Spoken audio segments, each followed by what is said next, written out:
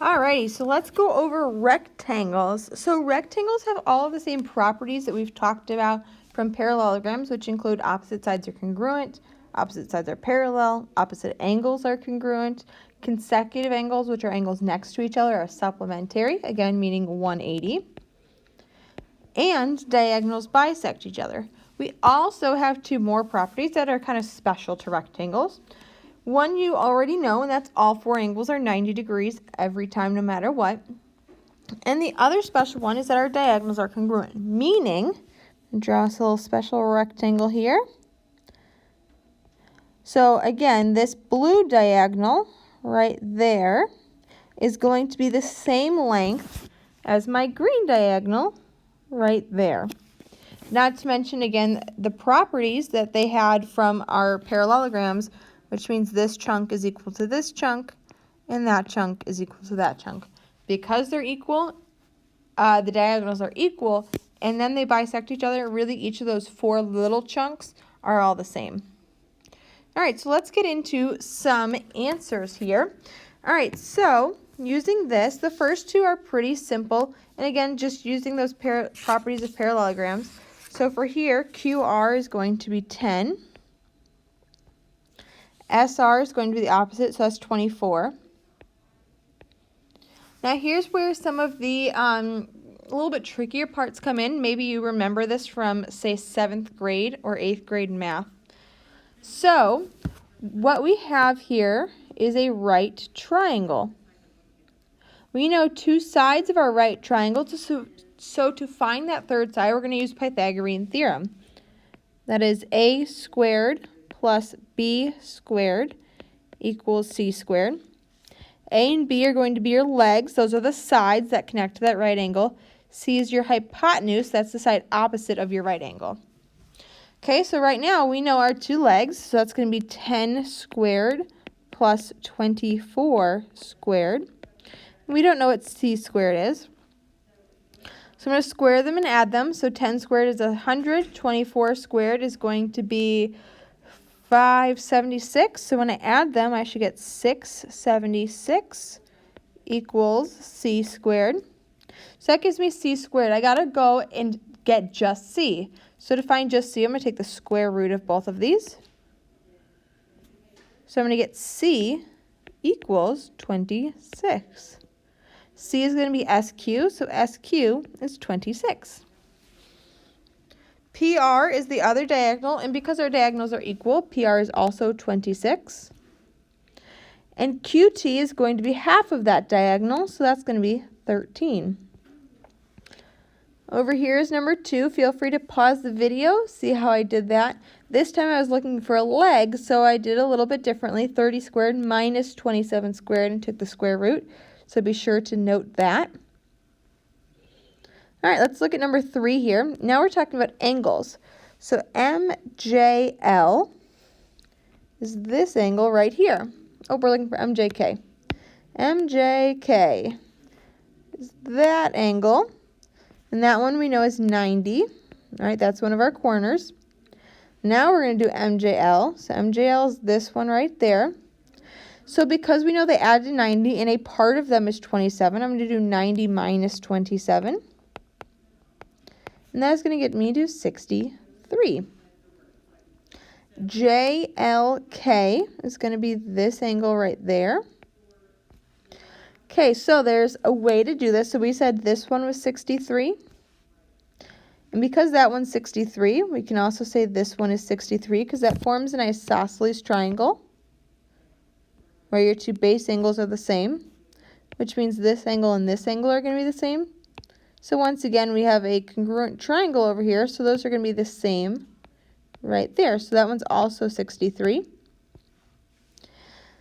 KML, so if this one's 27, that one's also 27, which makes this one 27 and that one 27. So that one's going to be 27. So now they want MNL, M to the N to the L. So that's going to be this angle right here. Okay, so we know that this is 27 and that is 27. They form a triangle. So 180 minus 27 minus 27 is going to get us to 126. 4 is very similar. You can pause the video. Same thing here with 5. Again, this time, when we're finding our right triangle using Pythagorean theorem, we're finding a leg again, so you got to do 42 squared minus 26 squared. As a side note here, 5 squared minus 3 squared is not 2 squared. You have to square them first and then subtract them. All right, so there's the numbers for number 5. So I'll let you pause the video again. When you're ready to come back, start hitting play. Let's go on to number 6. So 6, C, D, and E, F are opposite sides, which means they're equal. So I'm going to do 3x plus 5 equals 7x minus 39. So now that I'm here, I can solve. When I'm done solving, I'm going to get x equals 11. But that's not what it's asking me for. It's asking me for EF, so I'm going to plug that in.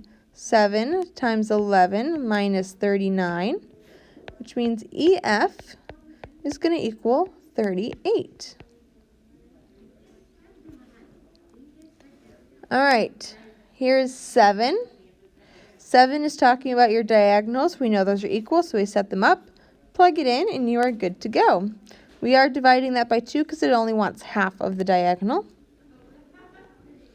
Here's number 8. So JM is right here,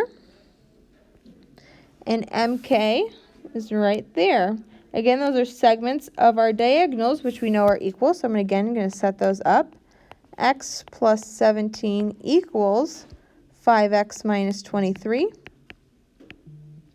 When you solve that, you should get x equals 10. But again, that's not what it's asking for here. Here we're looking for JL. Well, I know half of that, which is JM, so I'll plug that in. 10 plus 17 is 27. But I want the whole thing, so I'm going to multiply that by 2, which gets me a final answer of 54.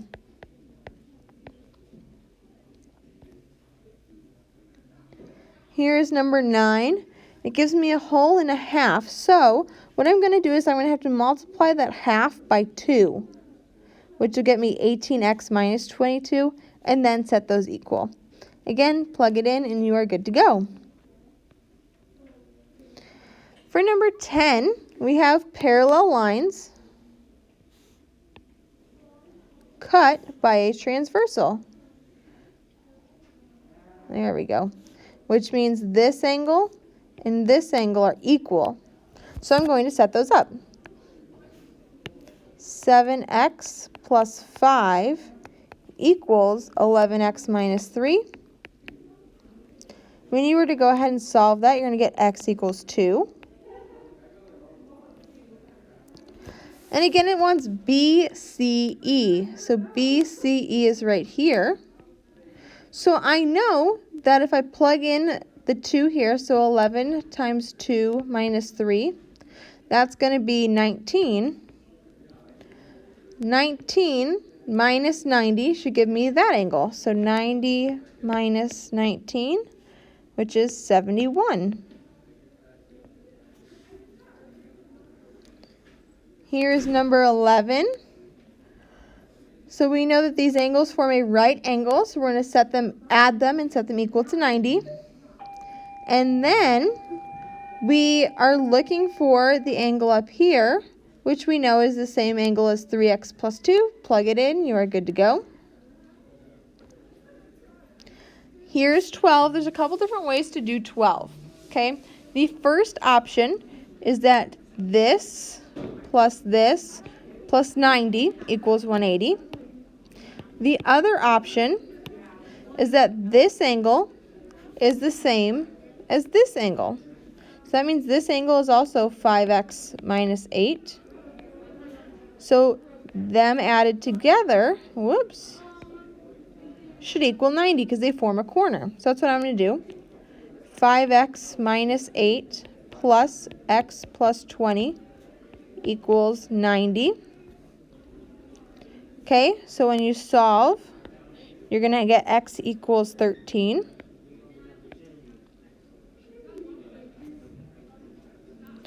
And then we're going to plug that in. So you're going to get xzw to equal 57. All right, last one here.